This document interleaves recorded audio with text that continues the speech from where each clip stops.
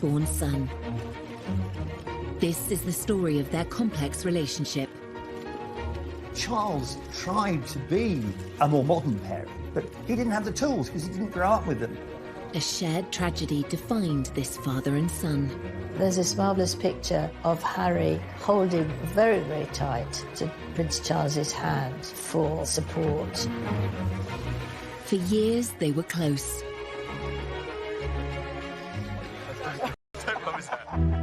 Until a shocking interview exposed the cracks in their relationship. Trapped within the system, like the rest of my family are. These are seismic statements to make. Charles would have felt very exposed by his son. Tonight, royal insiders explain how this relationship fell apart. He said it was the most terrible thing to make William and I walk behind our mother's coffin. It should not have been allowed. The damage is done. The relationship that I knew can never be like that again. Prince Philip's funeral was an opportunity for reconciliation, but what really happened? I think you could see clearly at the funeral how emotional Prince Charles was. Part of that was the problems with his relationship with Harry. And what lasting effect will this royal rift have on the House of Windsor? Of course, Harry wants to protect his wife, but is it at the expense of bringing down his own family? Tonight we ask, will Charles and Harry ever repair their damaged relationship? There's no doubt the gulf between Charles and Harry has widened considerably. It will be very difficult to bridge that divide in future. I can't see how they can do it.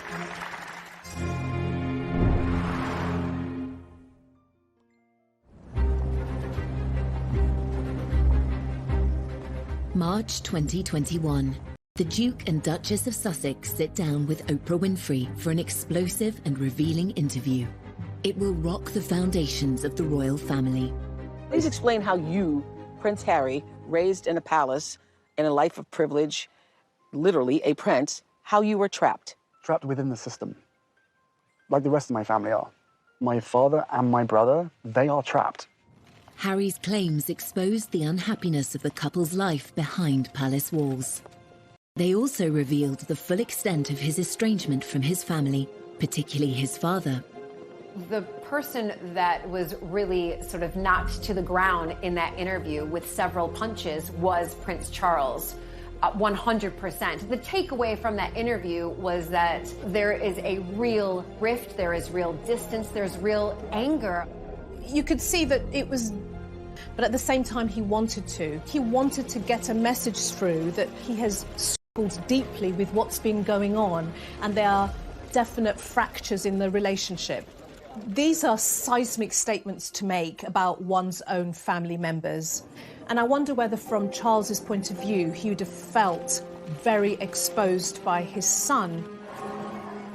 The Sussexes' interview with Oprah had echoes of another controversial royal interview, which took place in the 1990s, when Prince Charles spoke frankly about the state of his marriage and confessed to cheating on his wife, Princess Diana.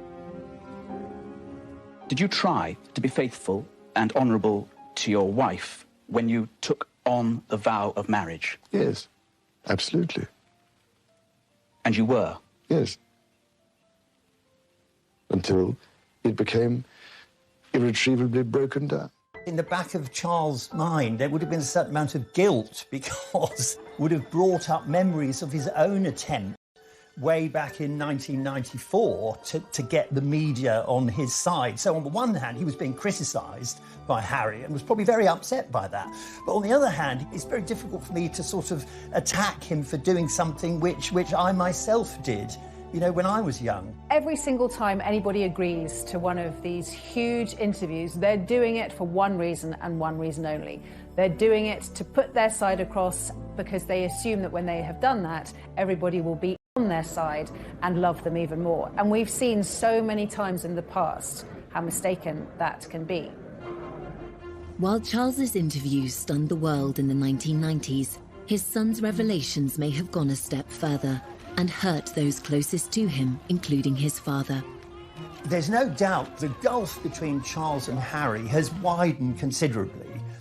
I mean, I think if they're not careful, it will be very difficult to bridge that divide in FEUD. I can't see how they can do it. Grant Harold was a former butler to Prince Charles.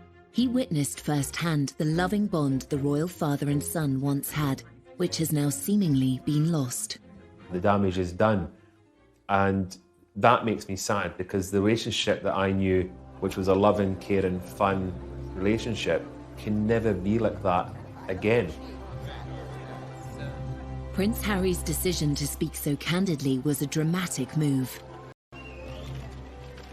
To understand why it happened, we must return to the beginning of Harry's life and consider events that took place soon after he was born.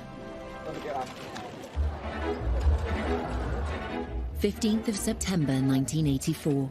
Well-wishers around the world celebrated the birth. He was known to his family as Harry, and his father was acknowledged in his full given name, Henry Charles Albert David Windsor. At the christening, they were both looking incredibly happy. William was a tearaway, he was running around like mad, but Harry was quiet and peaceful. In public, Charles and Diana were delighted by Harry's arrival, but in private, they're said to have clashed over how to raise their sons. Diana wanted them to experience the real world with a degree of freedom, a concept that Charles may have struggled with. Diana would, take them to what became a favourite with Bill Wyman, the Rolling Stones' Sticky Fingers in Kensington Church Street. The Prince had a slight problem with it, because I remember once when they came back, there was this look of horror across the Prince's face, because he couldn't actually work out why, with a brigade of good chefs at Kensington Palace, Diana would have to take them for a burger. Prince Charles tried hard to be close to his sons, but the formality of his own royal upbringing meant he wasn't the hands-on parent that Diana was. Charles didn't receive any parenting. His parents were away when he was very young. He was left with nannies in that very Victorian way. Granny was christened in this. And although Charles tried to be a more modern parent, he didn't have the tools because he didn't grow up with them. Looks remarkably well despite it. Some say that Charles's reserved parenting style made him a distant presence in Prince Harry's life. Although Charles is very sensitive and very caring, he never really could show it in the same way as Diana. And Charles was a huge workaholic. Charles wouldn't just stop his work just because he had his sons for a day. Whereas I think with Diana, she always made sure that everything was done for them. Diana, she actually joined in their games, whereas Charles would have said, off you go. He wouldn't have joined in. He's too stiff, he's too old-fashioned. Charles and Harry's relationship was already strained. And there's this marvellous picture of Harry leaning down to look at the notes and the flowers, holding very, very tight to Prince Charles's hand for support. It's a very, very moving moment, I think.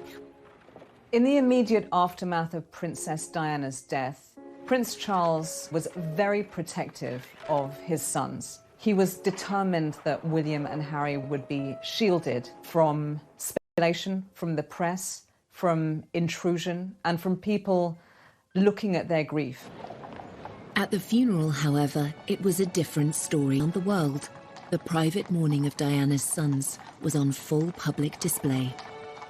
Princess Diana's funeral was one of the, and I say this as someone who was there, it was one of the most extraordinary things, I think, in the last century. It was a sort of maelstrom of grief, of astonishment, public display. And in the middle of all this vast sea of passion and emotion and public mourning was a little boy. What we saw was the boys taking on the duty role. We see them doing their job, walking behind their mother's coffin. It is a deeply personal loss. And then to find yourself in this arena, surrounded by people openly grieving, weeping, throwing flowers, wanting to touch you, robs them of their own private grief. The royal family are very good at knowing what the public want. They're very good at putting on a show. They served up their grief in a ceremonial way that satisfied the millions. Prince Harry must have felt like a fish in a goldfish bowl being stared at by the entire world, probably at the absolute worst point of his entire life. In later years, the adult Prince Harry would reveal his discomfort about the role he had played. It raised questions about why Prince Charles allowed his sons to be so exposed on such a traumatic day. I went to Kensington Palace and for an interview with Prince Harry, and we were making sort of polite-ish conversation, and he suddenly stopped, was very silent, and then he said, "It was the most terrible thing to make William and I walk behind our mother's coffin. It should not have been allowed." This went worldwide because he'd not really spoken about that before. And looking back on that terrible, tragic day, you realise that he was absolutely right. Clearly, it was a traumatic moment for him. Clearly, it's something he wouldn't make any child do himself. Clearly, he remembers it. So there's always a struggle for Prince Harry, and indeed for Prince William, between how they feel as bereaved sons and what they have to do as public figures. In the years following Diana's death, Charles tried hard to fill the void she left by embracing life as a single parent. Prince Harry's energy and enthusiasm delighted the press and his father, though a request for a closer look at those brightly coloured mini skis. Thing straight after Princess Diana's death is the behaviour and the actions of Prince Charles. He stepped up his parenting game, his parenting skills. He became a very much full-on and hands-on father for those boys. Prince Charles arranged for the Spice Girls to meet Harry, and for a 12-year-old this was beyond exciting, and they were very nice to him. They cuddled him, they had lots of pictures, and he said to his dad afterwards that it's, you know, one of the best days of my life meeting them. So he did try, although he might seem to be a bit square, the Spice Girls at the time were all the thing, and he did try and do something that would please Harry and give him a few moments of happiness. Charles made enormous efforts to do a lot more for the boys, to spend more time with them, to go to various events with them, and that was all to the good. I think that worked very well. Following the breakdown of his marriage to Diana, Charles's standing with the public had been at an all-time low. Just a few years later, he was becoming a hit with the world's media.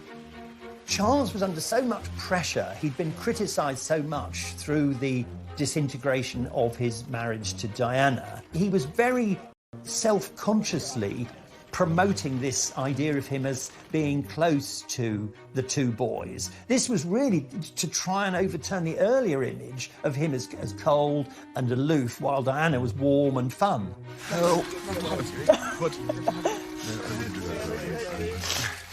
I remember the footage from the skiing trip, and it looks adorable. And then you've got dozens, if not hundreds, of official world's media photographing them and lobbing questions at them.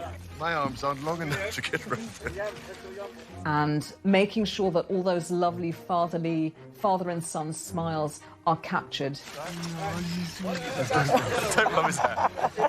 There's always been a huge desire from the press to have photos of Charles and Harry and William. Charles's attitude was very much give them a bit of what they want and then they'll leave us alone. But I'm not sure that Harry was ever as comfortable with that. Unknown by the media, the young Prince Harry's frustrations with royal life were growing. This was compounded by the death of his mother, whom he believed had been hounded by the press. When Princess Diana died, Harry was only 12. As time passed, of course, you're going to start questioning, why did she die? Who caused the death?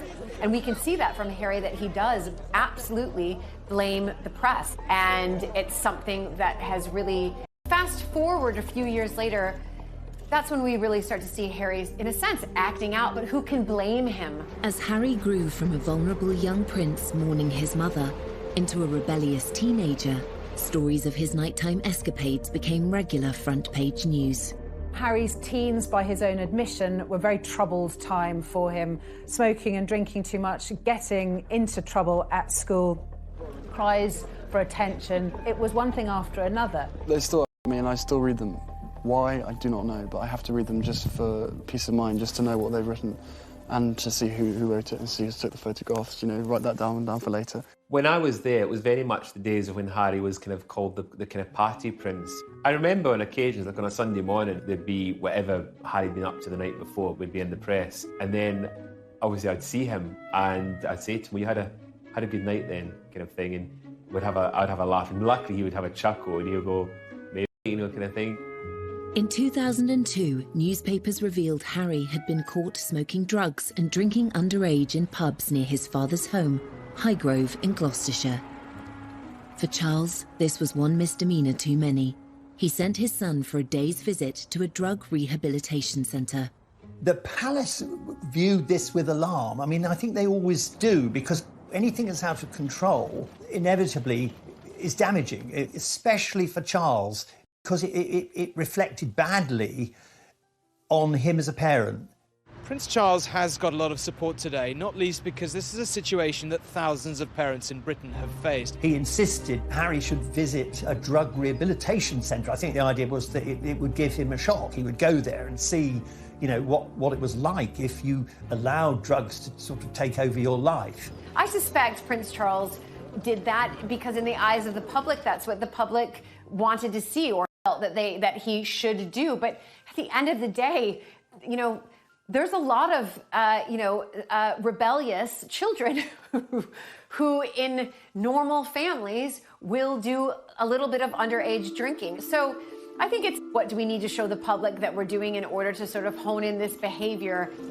Did this attempt at intervention by Prince Charles offer his son the support he really needed? I wonder whether, if that's the case, Harry would have felt, you know, shortchanged. You know, what I really need, Dad, is a lot of love, attention, structure. I need more face-to-face time with you because I'm struggling. This is a cry for help. I need you as my parent to step in and help me. So there might have been some tension around what was happening at this point in time. This would not be the last time Prince Charles... Both men were shaped by their formative experiences at school. Charles was given a tough, formal education that emphasised duty. He was a sensitive, vulnerable child who was put through this most appalling education to try and toughen him up. From the age of 13, Charles was sent to Gordonston School in northeast Scotland, just as his father had been before him. But the tough regime was ill-suited to the sensitive prince. Prince Charles called it Colditz in kilts, and like a prison sentence. It just wasn't for him. Prince Charles was bullied at school from end to end. He was completely and utterly solidly miserable for the entirety of his time there. By contrast, Harry's school days at Eton were more sedate. Not as academic as his father, he was certainly more popular. Charles likes book learning. He wants to get the answers to his questions by going to the library and studying. Prince Harry's energy is really the opposite. Prince Harry is not shy and retiring or stiff or staid. He's not cross or dusty. He is naturally athletic. He's naturally outdoorsy. Harry said that he decided very firmly that he wanted to mix with the bad boys, and he played lots of tricks. While Charles attended Cambridge University, Harry's modest academic record did not push him into higher education. Yet both father and son spent time in the armed forces, developing their sense of duty. Exams never been my favourite, and I always knew that I was going to find it harder than people, but I'm through that now, and finally got hands-on to a job that I absolutely adore. It is still hard work, but I'm better than William, so it's fine. Yeah. Going into the military is actually quite traditional for male members of the royal family. You do your stint in the military. It's a very 18th century idea. Prince Charles and Prince William did their years in the military, but they didn't make it their identity. As heirs to the throne, Charles and William have special roles. Whereas Harry saw in the armed forces an opportunity to create his own identity and purpose. If they said, no, you can't go frontline, then I wouldn't drag my sorry ass through Sandhurst. He could forget about himself as a royal. He could forget about the press intrusion. It was as if his army experience gave him what the colleagues loved him. They barely can even think of him as sort of a prince. He's just Harry to them. He's one of them. Even as Harry's service career thrived, the interest shown by the press was growing intense. His father tried to help. At that point, Harry was third in line to the throne, so a massive target for any enemy to want to take him out. The first time was under absolute secrecy, and Charles was very much involved in that. And he spoke to the MOD, he spoke to the head of the army, and they all came up with this plan to deploy him, but to keep everything secret, so no one knew. When he was deployed to the front line in Helmand in December 2007, even his butler was unaware. When he went to Afghanistan, that was extraordinary. I mean, at that point, I thought we knew where they were. We didn't know. It didn't stay a secret for long. The prince on the front line, Harry on active service in Afghanistan. He's been secretly deployed for 10 weeks, fighting shoulder to shoulder with his fellow soldiers in the war against the Taliban. Prince Harry's return became inevitable as soon as a news blackout of his presence in the country was broken by the foreign press. The Taliban made it clear that they would make extra efforts to either kill or capture the royal prince. For his own protection and for all the soldiers around him, had to fly back very quickly after only 10 weeks, and he was utterly devastated. He was furious. This was the happiest time of his life, the time when he felt he really belonged and was making a difference and was on a career path that suited him and that he could make the most out of and make a real difference. And again, he blamed the press. Every time he's trying to be himself, whether that's as a soldier or a young guy that wants to smoke a joint and hang out with his friends, the press gets onto it, and that's another thing he just can't do. I think that came next to losing his mother, really, that he'd lost what he loved to do and where he loved to be, and what was there left for him. Harry seemed to hold the press responsible for his mother's death and for the curb on his service career. Then he discovered that his father was involved too. Unfortunate for Charles that he was implicated in the decision to recall his son, because it was another example of Charles the father doing something that Harry the son didn't like. Harry must have been saying, look, here we go again. Are my father and the world's media actually working together? The next one in a long line of emotional betrayals that have come from the people who are really the closest to him. In fact, Charles's involvement in removing Harry from the theatre of conflict was motivated by a desire to protect his son. As a parent, you worry the whole time, but for everybody left behind, it's ghastly. From Charles's point of view, as a parent, he would have been in protection mode, and as the son, he would have been, trust me, I know what I'm doing, don't interfere. So typically that would have brought its own internal tensions between father and the son. Harry is aware that his father loves him and wants to do his best for him, but then these other things all intrude and slightly poison the atmosphere. Because Charles obviously felt we have to do the right thing here. Harry's idea of the right thing was very different. It's obviously a great relief, as far as I'm concerned, to see him home in one piece. Eventually, father and son buried the hatchet. Harry's recall from Afghanistan inspired him to take on a new role, and one that would make his father proud. That was a pivotal moment, probably one of the most significant days in Harry's life, because on that plane that brought him back was a dead soldier. I thought there was a coffin on the plane, and there were 2 or 3 British soldiers returning who'd lost limbs. And it was very soon after this that Harry set up the Invictus Games. In 2014, Harry played a pivotal role in organising the Invictus Games, which today involves 500 competitors from across 20 nations. For Prince Harry, the army is where the heart is. He's long been a champion for wounded service personnel, and today he was playing sitting volleyball, one of the sports at the Invictus Games. Harry's dedication to celebrating the bravery of wounded service personnel was all too clear from his speech at the Games opening ceremony. The admiration I have for these men and women to move beyond their injuries is limitless. Your stories move, inspire, and humble us. You prove that anything is possible if you have the will. Welcome to the Games. Welcome to Invictus.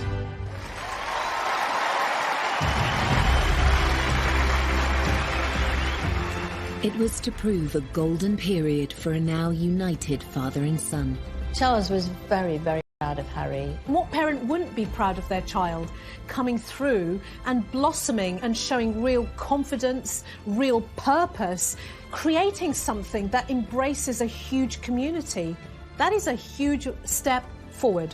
I think it was also a way for him to bring his parents together. So from my father, I've got a sense of duty, a sense of continuity, a sense of my responsibility as a royal.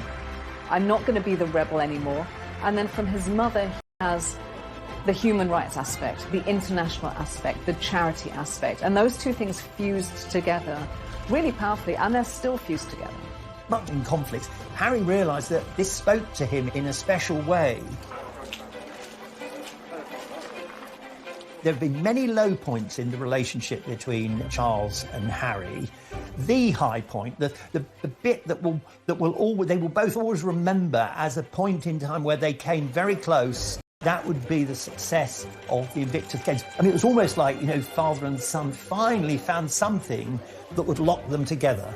With his father's blessing, Harry helped turn the Invictus Games into an international success story, giving a powerful voice to thousands of injured servicemen and women around the world. Harry was now making a positive contribution to the royal family and to wider society. Father and son were now more aligned than ever before, and Harry was soon invited to take on further public duties. Prince Harry was a different type of royal. He was a royal just like his mother, very hands-on. Prince Harry has never wanted to just do the service and the duty that a royal member, you know, must do by simply arriving at an event, giving a speech, waving, and leaving. He wanted to take on more active roles, being very, very hands-on, dancing, hugging.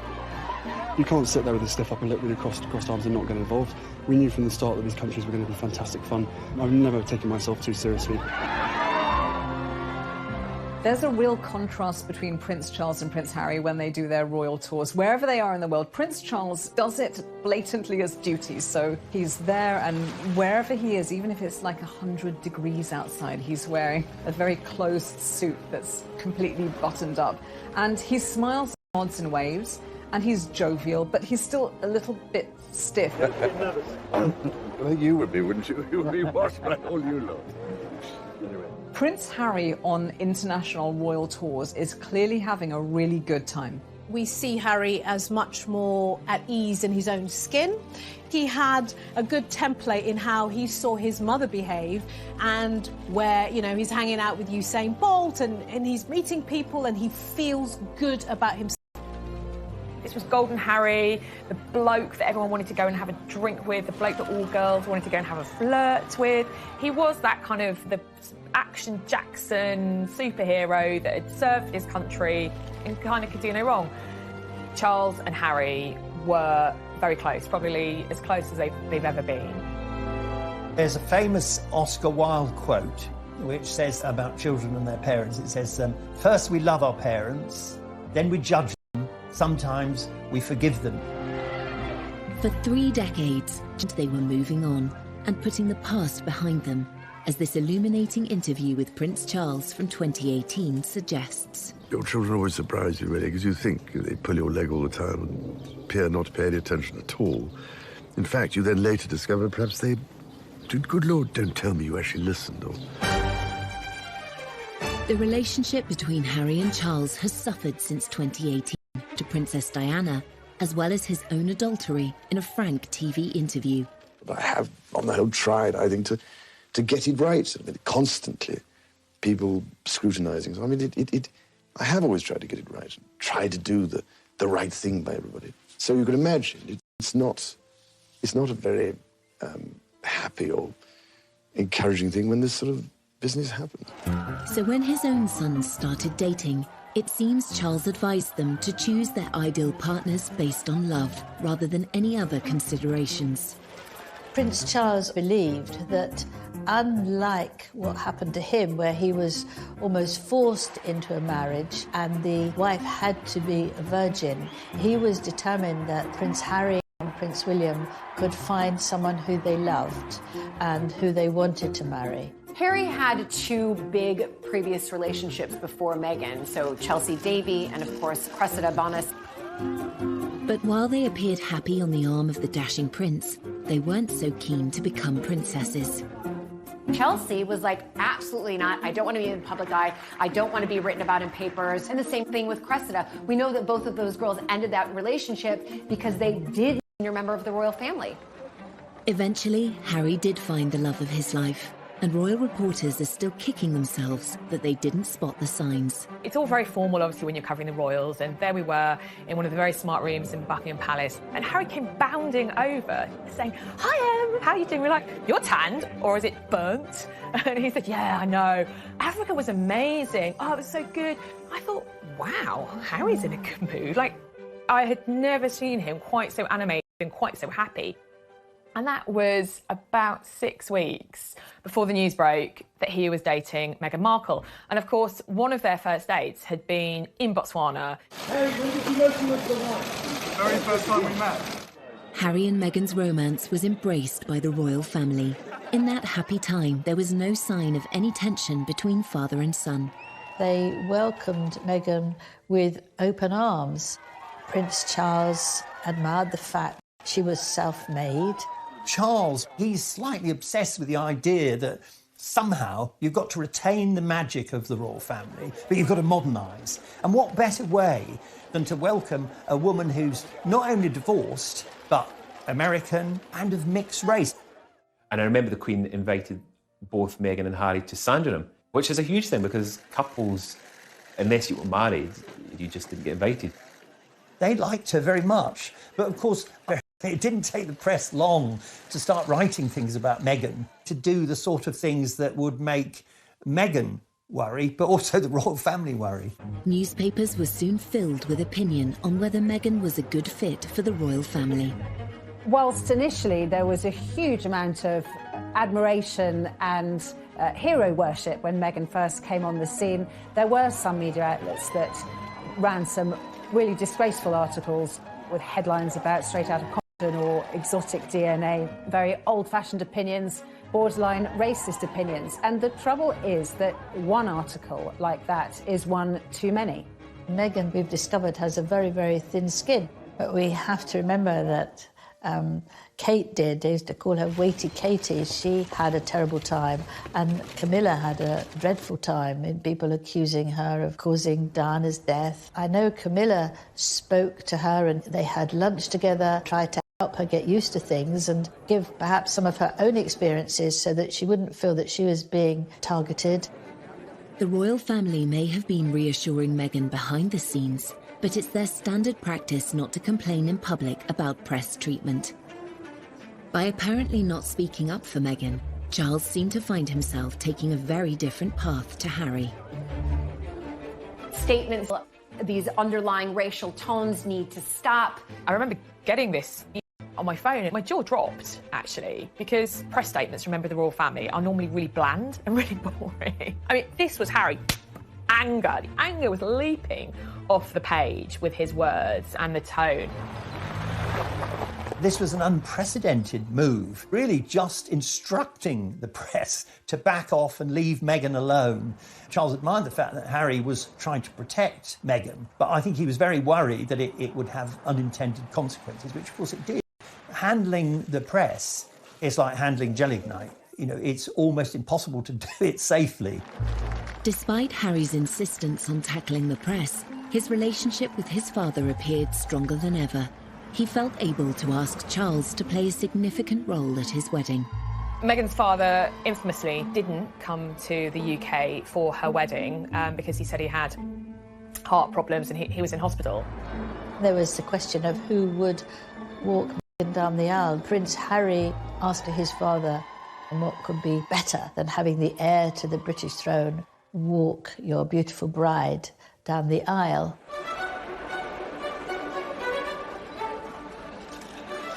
He proffered his arm, she took it. He said, "You look lovely." She said, "Thank you." And they process up to the altar, and there's Harry. And he turns to Charles and he says, "Thanks, Pa." It's such a touching moment between father and son. He's so proud of his soon-to-be wife, but also so proud of his father, literally welcoming Meghan into the royal family in such a kind way. This was a very important symbolic act in terms of optics, that, you know, Meghan is now part of our royal family. A marriage is when two families come together. It's not when two individuals come together. In this case, it's also when two different mindsets, two different worlds come together. The harmony of that happy wedding would soon be strained by revelations in the press. It immediately took a turn for the worse, with reports coming out that she made Kate cry, how she is demanding and pushy. You've got elements of people within their household quitting. You're almost to the point like, what's true, what's not true, but certainly these can't all be untrue, can they? I personally began to see the wheels coming off. Harry was absolutely furious at the leaks, at what was being written. Everyone who knows anything about the press, the more angry you get, the bigger the story.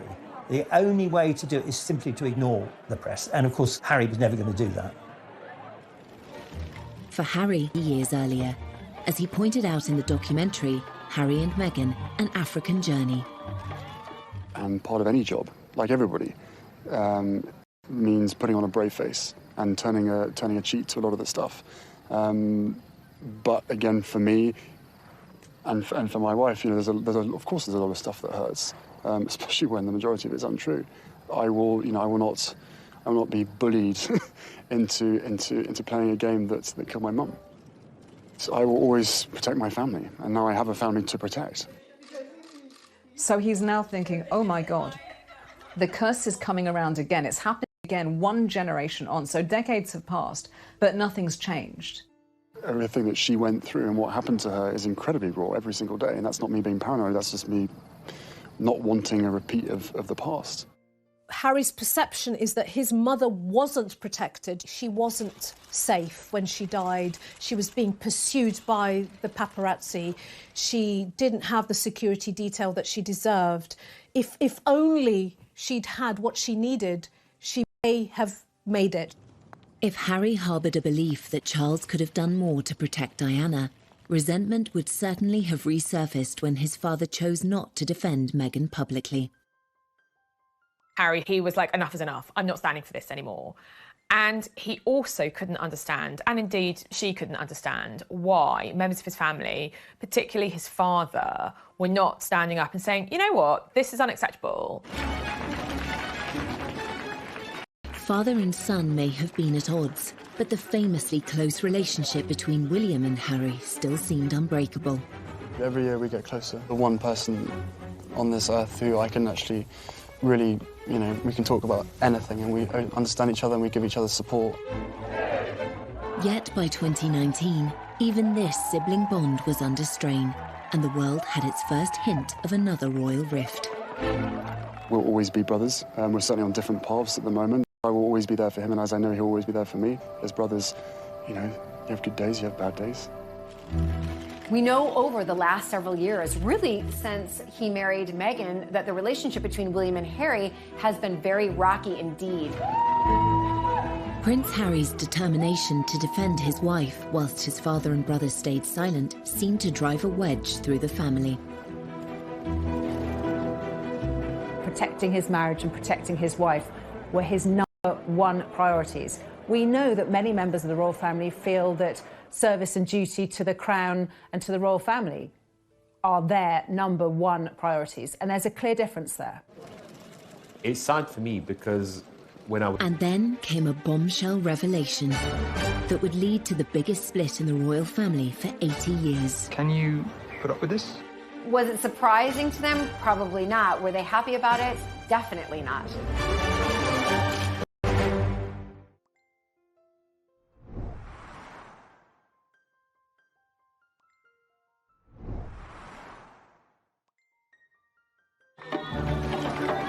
In September 2019, Harry and Meghan were on a 10-day tour of Africa, where they appeared to be embracing their royal roles.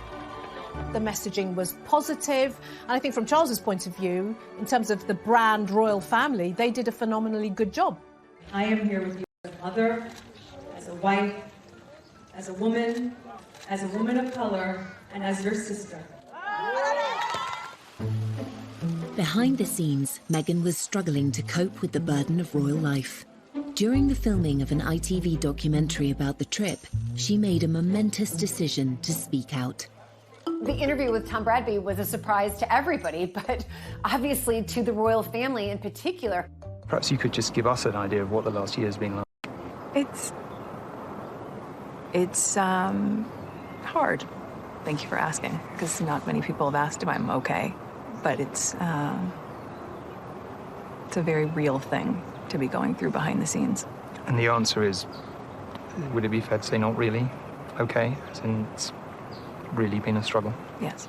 That interview was pivotal, and certainly with hindsight, you can see that something changed at that minute. That would have been a dig at the royal family. And I think that was definitely eye-opening to everybody around the world, saying, okay, something's going on here with the royal family. I think it was clear from that interview on that alarm bells were starting to ring for Prince Charles about what path Harry and Meghan were going down and where it was going to end. Finally, the tensions between Harry and Charles reached breaking point. 3 months after Harry and Meghan returned from their tour, it was announced that they would step down as senior members of the royal family. In the run-up to Harry and Meghan leaving royal duties and then leaving the country, there were frantic conversations. I think Charles was desperate for his son not to do anything rash. I think Harry felt, oh, here again, my father's trying to stop me being free. Within the royal family. It's a huge monarchy. You can't just say, right, you can go tomorrow. There's lots of complications to senior royals leaving. And the Queen and Prince Charles were working out how to do this. Harry then published an announcement on his Instagram page, sparking a worldwide media frenzy. We had Harry announcing, that he wanted to step back, the Queen responding. The Queen shouldn't be responding, it should really be the other way around. Pretty much at every stage, they seemed to jump the gun. They seemed to do things out of order, to not follow proper etiquette. I think ultimately that's how the relationship between Harry and Charles broke down. It is one of the biggest constitutional crises to hit the family, because this suddenly saw a massive breakdown in communication between senior members of the family. It was clear there was something seriously wrong. I think Charles was pretty devastated by the departure for a number of reasons. He'd lost a son, he'd been unable to protect that young couple and keep them within the fold and keep them working for the royal family. Prince Charles had committed himself to a life of royal service, but his son was stepping away from his. Inevitably, this created a further divide between them. The motto is almost duty first and all the other stuff follows. Now, when you now live in a world where you start to put your own needs and wants ahead of duty, this is where the tensions arise, because the rest of the family is saying, well, this is a business. Charles knew over the years how unpopular it's been to have the royal family too big, too costly, too many members who nobody's ever heard of. So he wanted to slimline the royal family. So it was no surprise when his son wanted not only to be not a working royal anymore, but to be half in, half out. That was never going to wash. It seems yet again that Harry didn't receive the support he'd hoped for. You've got here the tension between being a parent and also the child's boss. And here's where the boundaries get very blurry and very messy. His withdrawal from royal duty was never going to be easy, but the sacrifice Harry had to make was far greater than he imagined. He has lost his royal titles. He's lost security privileges. He's lost a lot of money and patronage. He lost all of his military appointments, which he worked for 10 years to build up. When Harry first spoke out about the decision, he expressed his disappointment that his family were unable to compromise. It brings me great that it has come to this. Our hope was to continue serving the Queen, the Commonwealth. That wasn't possible. I think he'd find it upsetting because he doesn't just do them because it's duty, it's because he's passionate. He loves these things. For Charles, as with the Queen, the monarchy always comes first. Harry seemed to struggle with this idea. Charles will have known that that was going to damage their relationship, but he will have put what he saw. That he doesn't want to answer the calls of his son. We're told the reason that Charles stopped taking his calls because Harry kept asking for more money. Charles is not someone who likes confrontation, so effectively, he just stopped taking his calls. Charles doesn't have a mobile phone, so it is just literally phoning the switchboard and asking to be put through to wherever he is.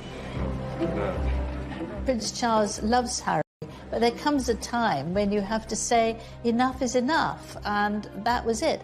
And they got back talking on the phone a short while afterwards. Harry also disclosed that Charles had put an end to the private funding he was providing for his son. My family literally cut me off financially, and I had to afford security for us. I suspect it was that bit of the interview which upset Charles the most, that he felt very let down. Before Harry stopped being working royal, he would have only got about 5% of his income from the sovereign grant. The other 95% would have been from his father's personal wealth and from the Duchy of Cornwall. Charles was paying about £5 million a year for Kate, William, Harry and Meghan. That's a significant amount of money. That money pretty much disappeared when Harry and Meghan moved to Canada and then to the United States. And that's where the problem arises. Harry slightly feels that not giving him the money he wants is not giving him the love he wants. Harry, he's got 30 million, most of it from his mother, but also a considerable amount from Elizabeth, the Queen Mother. So he's not exactly what you would call poor. One issue raised in the interview seemed more sensitive for Harry than any other. On the security element, I never thought that I would have my security removed because I was born into this position. I inherited the risk. So that was a shock to me. Going back to Diana's death, paying for security will be something that Harry feels passionately about, that they need that security, that without that security their lives are in danger. So you can see how this issue is one of great emotion for Harry. Harry's frustration with his father was clear. Could Charles be doing more for his son? They have stepped down. So I think that to justify, again, Prince Charles paying for that security is difficult. Had they stayed in this country as working members, working senior members of the royal family, we'd be in a completely different situation right now. As father-son rifts go, royal status adds unique complications. The public nature of this feud only makes matters worse. But even after Harry's shocking claims, Prince Charles again remained silent. Harry knows very well that the Queen, his grandmother, aged nearly 95, and his father, who has followed in her footsteps, believe in the motto, never complain, never explain. So he would know absolutely that they couldn't come back and say what the truth was, or give even their side of the truth. But we know that in private, he let it be known that he felt very let down by the interview. After the interview, Gayle King, who has become a close friend of Harry and Meghan's, she said on her morning show that Harry had spoken to his father and his brother after the interview, but talks have been unproductive, which I think only really added fuel to the fire. William and Charles thought, whatever. The claims that Harry made about his father could have a serious effect on the monarchy, which Charles has worked so hard to protect. It can be damaging. That's the reality. That interview overnight could have changed the public opinion of the family. Of course, Harry wants to protect his family, his wife and his child and his unborn child, but at what expense? Is it at the expense of bringing